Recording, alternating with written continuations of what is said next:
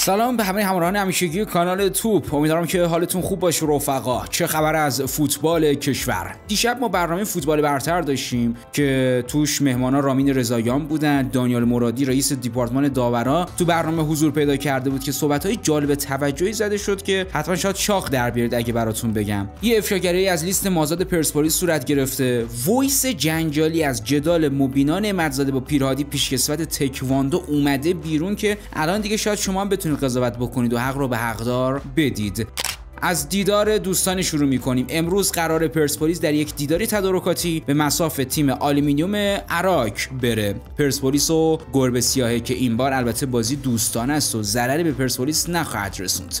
مدافع پیشین پرسپولیس هم به استقلال خوزستان پیوست. محمد مهدی احمدی دفاع چپ و پیشین تیم پرسپولیس به این تیم پیوست. جانشین قایدی سریع از سپاهان جذب شد. محمد مهدی محبی ستاره سپاهان رسما به کلباء امارات پیوست. الان یه سری میگن چرا میگن امارات؟ خب نسبت به ایران پول خوبی هم گیرشون میاد. ماشاریپوف هم به جمع مصدومین استقلال پیوست. بعد از مصدومیت رستم آشورماتوف مدافع ازبک استقلال، حالا نوبت به هموطنش ماشاریپوف رسیده که در بعد دیدار دوستانه برابر سپاهان دچار آسیب دیدگی از ناحیه زانو شده، مدتی از تمرینات دوره. ماشاریپوف در گفتگو با رسانه ازبکستانی اعلام کرده که آسیب دیدگیش جزئیه و فقط 10 روز نیاز به مراقبت داره، ولی احتمالاً میتونه از هفته اول لیگ برتر استقلال همراهی کنه. با این وجود ماشاریپوف دیدار سوپر جام استقلال و تراکتور رو از دست خواهد داد. حالا همه اینا در حالیه که یکی از مدیران استقلال گفته ما در ایران امکانات فیزیوتراپی پیشرفته‌ای داریم و از پزشکای خوبی هم برخورداریم.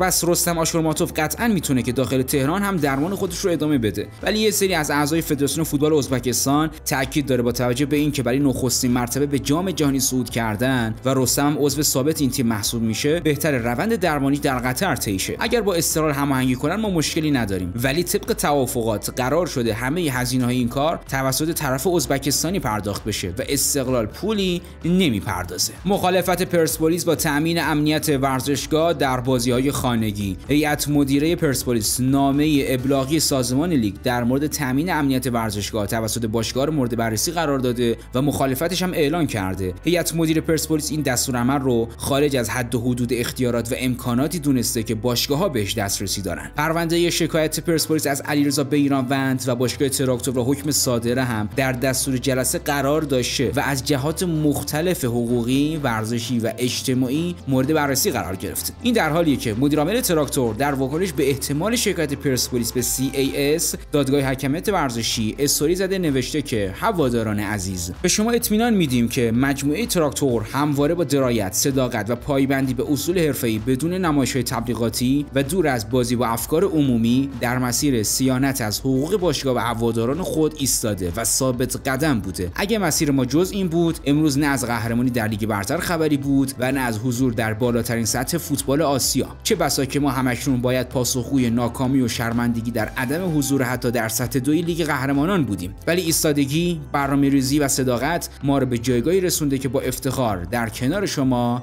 ایستادیم. این در حالی که پرسپولیس پرونده بیرانوند رو میخواد به CAS ببره و به دنبال محرومیت تراکتور از 2 پنجره نقل و انتقالاتیه. از باشگاه تراکتور میخوان به اتهام اغواگری در ماجرای بیرانوند به دادگاه حکمیت ورزشی شکایت بکنن. الکسیس گوندوز دروازه‌بان الجزایر فصل پیش پرسپولیس هم به تیم مولودیه کشورش پیوست. از طرفی رودی گالتی خبرنگار مطرح اسکای اسپورت خبر داده رضا اسدی در آستانه توافق با باشگاه الکویت قرار داره. اسدی پیشتر 2 پیشنهاد این تیم رو رد کرده بود، ولی حالا کویتی‌ها در حال آماده سازی پیشنهاد سوم هستند. در کنار کویت تیم‌هایی از ترکیه و امارات هم خواهان جذب این مهاجم ایرانی هستند. حالا مقصد بعدی رضا اسدی از بین کویت یا امارات باید یکی باشه. دورسون در گفتگوی کوتاه با خبرنگار ورزش 3 گفته که روز گذشته در تست پزشکی بوده. این اطلاعات درست نیست و گفته که میخوام بمونم. اونم در حالی که پرسپولیس قصد داره برای پایان همکاری با دورسون مذاکره کنه، ولی این مهاجم ترکیه اعلان کرده تصمیم برای جدایی نداره و میخواد بمونه. واقعا داستان عجیب و پیچیده‌ای شده داستان دورسون. یکی از دوستانم دیروز انگ این که ما واقعا مخاطبا ارزشی براشون قائل نمیشیم و خبرهایی میدیم که واقعا یه نفر اگه تحقیق بکنه خبر رو در میاره تحتوشو. باید بگم که خبری که ما دیروز در مورد دورسون گفتیم خبری بود که چند ساعت بعدش آپدیت شد، ولی متاسفانه زمانی که ما ضبط برنامه رو داشتیم خب اون خبر در همون موقع واقعا درست بود، حتی تا چند ساعت آیندهش هم درست بوده. حالا با این اختلاف نظر ببینیم آینده دورسون در جمع سرخپوشان چه خواهد بود. بازیکن انگار میخواد بمونه، باشگاه نمیخواد. داستان عجیب و پیچیده ای شده. وحید امیری هم در لیست مازاد هاشمیان. تمرینات پرسپولیس مدتی در تهران آغاز شده و قرمزها کارشون رو زیر نظر وحید هاشمیان دنبال میکنن. هاشمیان برای جذب بازیکن‌های جدید و همینطور ثبت قرارداد سرژ اوریه و مارکو باکیچ لیست مازادش رو به مدیریت تحویل داده. حالا تمرینات قرمزهای تهران در روزهای اخیر باعث شده که یه اسم جدید هم به این لیست اضافه شه. طبق شنیده‌ها وحید هاشمیان تصمیم گرفته وحید امیری هم وارد لیست مازاد پرسپولیس بشه و احتمال جداییش وجود داره. مدیران پرسپولیس بعد اتمام لیگ 24 قرارداد امیری رو به مدت یه فصل تمدید کردن، ولی حالا هاشمیان اعلان کرده که اعتقادی به این بازیکن نداره، که البته منطقی است. زمانی که قرارداد وحید امیری تمدید شد زیر نظر کارتال، با مخالفت کارتال و با سماجت و اصرار مدیریت بود که امیری باید بمونه. حالا ظاهرا امیری در تمرینات اخیر نتونسته که نظر هاشمیان رو جلب کنه. از طرفی مسئولیت‌های متعدد این بازیکن باعث شده هاشمیان همچین تصمیمی بگیره. ببینیم در روزهای آینده چه اتفاقی برای امیری رخ میده و آیا این بازیکن میتونه نظر هاشمیان رو عوض کنه یا نه. این خبر منهای فوتبالیه ولی ارزش پیگیری رو داره. بعد از اینکه مبینا نعمتزاده در استودیو ورزش 3 حاضر شد و سیر تا پیاز ماجرا رو از نظر خودش، از نگاه خودش گفت که ما براتون گذاشتیم، پیرهادی واکنش داشت به این صحبت ها و گفت که مبینا نعمتزاده حقیقت رو وارونه نشون میده. میگه متاسفانه صورت مسئله رو پاک میکنن. از اون طرف خانم سایی میگه من 2 مربی تو کلاس داشتم که همه خانواده شاهدن 20 دقیقه یا بیشتر کلاس رو دیر خالی کردن و زمانی که من بالا رفتم کسی نبود جز مبینا نعمتزاده که داشت با پدر یکی از بچه‌ها بحث میکرد. میگه خدا شاید هیچ تکواندو کاری نبود و فقط مبینا نعمتزاده حضور داشت. نه بی‌حرمتی کردم و نه ازش میترسم. مبینا تندگویی کرد و 11 آدم بالغ هم شاهدن. من مظلوم واقع شدم و هادی سایی هم ندیده و نسنجیده ازش حمایت میکنه. این خانم میگه جای پدرم بودم رفتار بدتری هم میکردم. خب اینا قدرت دارن و منم به خدا واگذارشون میکنم. او که باشه که منو بزنه. واسم فرقی نمیکنه که او باشه یا ورزشکار دیگه‌ای. بهش میخواستم بگم شما قهرمانی و باید رفتارت و دیدگاهت هم مثل قهرمان المپیکی باشه. اصلا نمیدونستم شخصی که همراهشه پدرشه و برای عرض ادب جلوش وایسادم ولی بهم سیلی زد. آقای سایی وقتی شما تو گوش آقای بابایی میزنی امثال شما تو گوش ما میزنن. من اصلا هولش ندادم و لمس نکردم و شاهدم دارم. حقیقت و وارونه نشون میدن. این خانم عصبیه. اگه 60 نفر بودن خب بیارن شهادت بدن. اینا که فیلم دارن خب منتشرش کنن. شنیدم نعمتزاده گفته اگه جای پدرم بودم بدتر رفتار میکردم. اینا با هم دوست و رفیقن و ما غریبه‌ایم. شکایتمو پیگیری میکنم و تمام صحبت‌هاشون هم تکذیب میکنم. بعد واکنش پیرهادی به صحبت‌های مبینا نعمتزاده، این وایس جنجالی که الان براتون میذاریم از جدال بین این دو نفر، بین مبینا نعمتزاده با پیرهادی پیشکسوت تکواندو فاش شده و لو رفته. با هم گوش بدیم. کیه؟ شما باید مؤدب‌تر باشی. من اصلا به شما بی‌احترامی کردم. تو اونا بی‌احترامی من به شما چیزی گفتم. به اونا یعنی من. حالا یه منو گرفتی میخوای چیکار بکنی؟ نایب رئیس. به نظری بگی برو بگو. صحبت کنم میذاری صحبت کنم. بابا بالا این نظافت چیه؟ ما داریم لباس عوض یه لحظه میذاری من صحبت کنم. اول اشکتو بکن یه لیوان آب دارم. من بالا دارم لباس برو تو یه لیوان آب بگه بیار. دارم آب. من بالا دارم. الان اجازه بده بابا. من صحبت کنم. الان عصبی صبر کن. من عصبی نیستم. بالا این نظافت چیه؟ من دارم لباس عوض میکنم. بزن که بگی یا الله اصلا به شما بی‌احترامی کردم. اینا بی‌احترامی خانم داده به من. بگو پیرهادی. هیچ کس بی‌احترامی نکردن. تکواندو اینجا. میدونی اصلا ایشون چی گفت که من همچین حرفی زدم؟ خالی کنید برید دیگه. مثلا ولی البته چی نمیگن. بیشور شخصیت من نظری و مجایی و کوزه ترندونش چیز نمیکنم. بله همونطور که شنیدید مبینا نعمتزاده تو این وایس از مسئولین سالن یا مسئول سالن حالا نمیدونم چند نفر بودن و یدالله پیرهادی پیشکسوت تکواندو اجازه توضیحی میخواد. هی هم میگه بذارید من حالا حرفمو بزنم. حالا یه نفرم اونجا هست که میخواد بهش آب بده، میگه عصبی هستی آب بخور آروم بشی و پیرهادی هم در جوابش گفته که اسمشو واسه چی کاری میخواد. انگار که مبینا داشته همون وقت ضبط میکرده وایسو و واسه همین هی میخواسته اسم بیاد تو این صدا. در انتهای وایس مشخصه که یدالله پیرهادی میگه گنده تر از سایی هم که بیاد نمیتونه کاری بکنه. اونم در حالی که نعمت‌زاده روز گذشته در مصاحبه گفته بود که پیرادی حالا باش کشمکشای فیزیکی داشته، لباسشو کشیده، الفاظ زشتی به کار برده و واقعا دیگه من نمیدونم چی بگم. یعنی هر چی بگم مردم فکر میکنن که ما هم داریم یه جوری جانبداری میکنیم، ولی ماجرا از کجا شروع شده بوده؟ موضوع از اختلاف لفظی بین مبینا نعمت‌زاده و پیرهادی توی یکی از سالن‌های تمرینی بانوان آغاز شده. پیرهادی برای برگزاری یک کلاس به جای مربی اصلی که انگار محروز سایی بوده وارد سالن شده بوده. با مشاهده مبینا نعمت‌زاده بدون مدرک مربیگری و اعتراض یکی از اولیا میاد به مبینا تذکر میده که تو حق مربیگری نداری، که ماجرا با بحث لفظی و متهم شدن دو طرف به بی‌احترامی و استفاده از الفاظ ناشایست جنجالی میشه. در ادامه جلسه با حضور نایب رئیس واسه رفع اختلاف تشکیل شده که در جریان اون پدر مبینا نعمت‌زاده به صورت پیرهادی سلی میزنه که این سلی واکنشی گفته شده به رفتار عادی و محترمانش بوده. پیرهادی گفته من کاری نکردم ولی سلی خوردم، ولی مبینا نعمت‌زاده میگه پیرهادی اول بهش توهین کرده و رفتارهای فیزیکی نامناسب از جمله کشیدن لباس اینا داشته که اقدام پدرش واکنش حمایتی بوده. خلاصه موضوع ابعاد گسترده‌ای گرفته. پیرهادی شکایت کرده، الان پروندهشون در جریان نهادهای قضایی و در دست نهادهای قضاییه و کمیته انضباطی فدراسیون همینطور، هر دو طرف دارن پیگیری میکنن و بازتاب وسیع تو فضای مجازی هم داشته بین جامعه تکواندو با واکنش چهره‌های ورزشی، کاربرای سوشال مدیا. یه عده طرف احترامو گرفتن، پیرهادی بزرگه باید احترامش حفظ میشد، یه عده میگن نه این پیشکسوت‌ها شروعشو در آوردن و اجازه پیشروی به نسل جوانو نمیدن و اینکه حالا واقعا با این وایس هم حتی نمیشه دوباره قضاوت کرد و نمیشه گفت طرف کی رو باید گرفت. اشک تکواندوکار جوانی که در اومده و پیشکسوتی که سیلی خورده. اختصاص 15 میلیارد تومان از طرف شهرداری تهران به استقلال برای تجهیز کمپ ناصر حجازی. در راستای تفاهمنامه امضا شده بین استقلال و شهرداری منطقه 5 تهران، صبح امروز محمدرضا پوریافر شهردار منطقه با همراهی علی نظری جویباری مدیرعامل استقلال با حضور در کمپ حجازی از اختصاص 15 میلیارد تومان اعتبار جهت تکمیل کمپ خبر داد. فرد باشگاه استقلال خودش اینقدر مشکلات داره دیگه، به این چیزا فکر نمیتونه بکنه. یعنی زیر ساخت‌ها رو ما واقعا کمبود داریم، نمیتونیم درست کنیم. واقعا از شهردار محترم ممنونم، از شورای شهر تهران هم ممنونم که یه همچین دیدگاهایی داره و ما بتونیم اینجا رو به اون چیزی که مد نظر ما هست، یعنی ما برنامه بعدی داریم که اون زمین بغل دوباره یه زمین دیگه درست کنیم، کمپر کاملا کامل کنیم. یعنی دیگه الان ما مثلا از اینجا میریم استادیوم مازندران، از اینجا بریم ورزشگاه تهران سر و اگر بتونیم مثلا اون بغل هم زمینش درست کنیم که انشالله هزینه سنگینی داره، ولی ما حتما این کارو خواهیم کرد در آینده به عنوان یک کمپ کامل. حتی ما یه جلسه هم که با آقای شهردار داشتیم که بتونیم مثلا حتی کارهای تجاری انجام بدیم، اون جلو رو بتونیم بسازیم یا مثلا یه ساختمان اداری بسازیم. حالا انشالله که حالا با آقای شهردار میبریم جلو اونجا که تا اونجا که امکانات باشه، تا اونجا که دستبال اینا باز باشه، این کار رو به ما میسپارن که ما هم بتونیم انجام بدیم.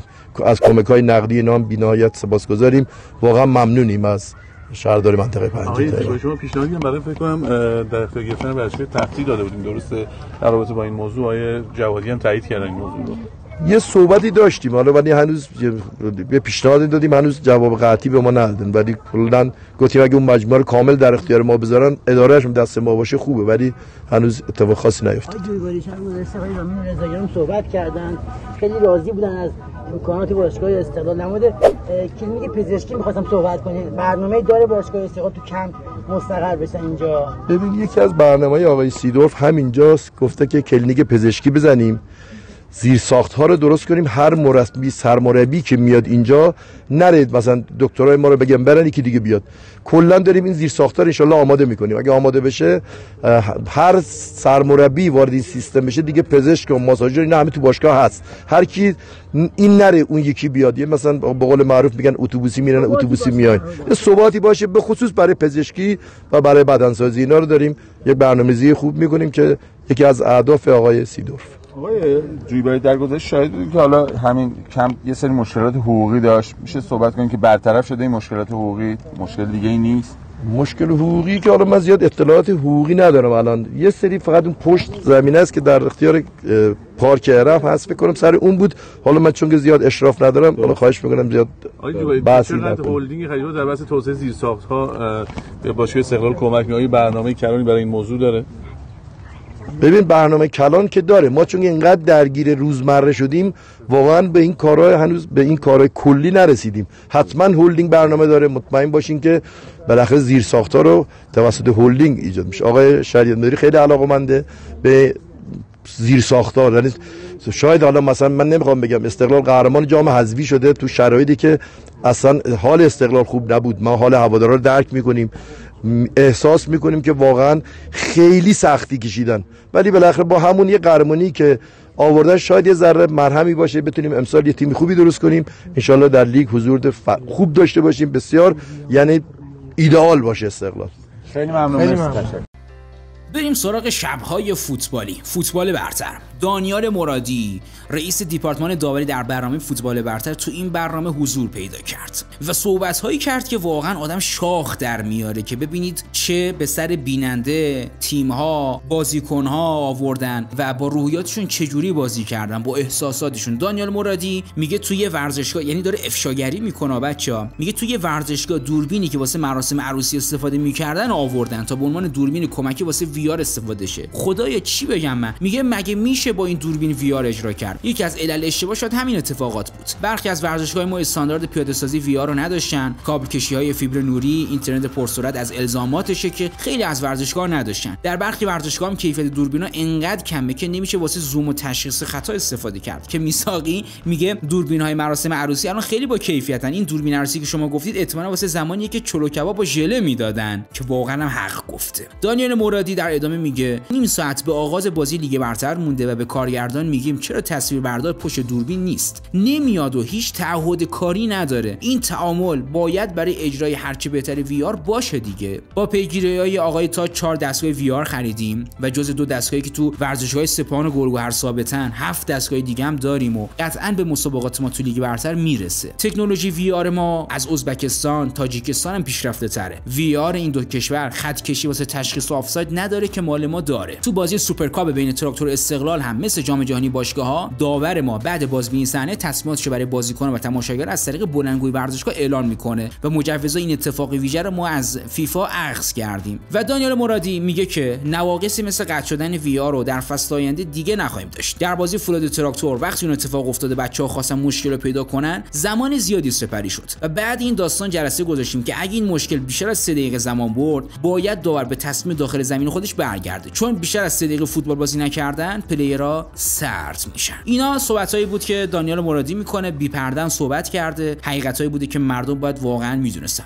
از طرفی دیگر مهمان این برنامه رامین رضاییان بود. رامین میگه ما به چند بازیکن نیاز داریم که اینو سرمربی مدیریت هم میدونن، ولی ما بازیکن استقلالیم، از تلاش دست بر نمیداریم. مطمئنا یه دست بودن و تیم بودن به ما کمک میکنه. اگه بهانه بیاریم که بازیکن کم داریم که اصلا نباید تمرین میکردیم، من جونمو تو زمین میذارم. هوادارا لایق بهترین هان و اگه هوادار از تیم توقع دارن، چون استقلال 2 بار قهرمان آسیا شده، سالها فوتبالی که دوست دارن رو بازی نکردیم، نتایج خوب با ثبات گرفته میشه که امیدوارم هوادارا تیمی که دوست دارن رو ببینن. تصمیمم واسه پیوستن به استقلالم هیجانی نبود. قرار بود که به الوصل امارات برم، ولی یه دفعه مسیر فوتبالی عوض شد. از سالها قبل این حسو داشتم که برای استقلال بازی میکنم. چندین سال هوادارا ازم درخواست داشتم به استقلال برم و در کنار هوادارا عشق میکنم. الان یه بار به دنیا میام و یه بار از دنیا میرم. تعصبمو با همه جونم میکشم و برای هیچ تیمی هم کری نمیخونم. اگه قهرمان جام حذفی نمیشدیم، نمیتونستم با استقلال تمدید کنم. چطوری میتونستم بدون قهرمانی تو چش هوادارا نگاه کنم؟ پشت تصمیم پیوستن به استقلال سالها فکر بود و دوست داشتم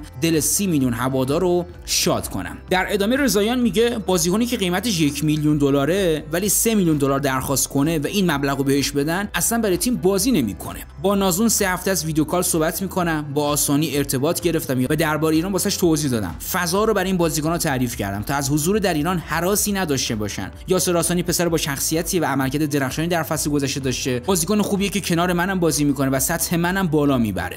و بعدش میگه که بازیکنی که میخواد بیاد تو ایران بازی کنه و ناز کنه، من ناراحت میشم. ما شریفترین مردم ایرانو داریم. آسانی 2 ماه دیگه بازیکن آزاد میشه. ولی با حرفایی که بهش زدم، آسانی 1-2 روز آینده مشکلش حل خواهد شد و به استقلال میپیونده. تو تیم ملی هم بعد 5 بازی کارو گرفتم. نمیشه به بازیکنای جوون یه فصل فرصت داد. اگه بازیکنی خوب باشه، بعد چند بازی خودشو نشون میده دیگه. یامال اگه 100 گل زده، جوونی بوده که لایقش بوده. بازیکن با کیفیت زمان نمیخواد که این تو ایران البته متاسفانه باب شده که بازیکن جوون زمان میخواد بهش فرصت بدید و اینجور داستانا. و زمانی هم که سپاهان بودم هیچ چیزی جز محبت ندیدم از اصفهانیا، نذاشتن سپاهان قهرمان بشه. سالی که ما 8 امتیاز پیش بودیم سر ما رو بریدن. اون سال ما باید قهرمان لیگ میشدیم و سپاهان داشت مسیر بی‌نظیر میرفت که با یه سری تماس‌ها نذاشتن.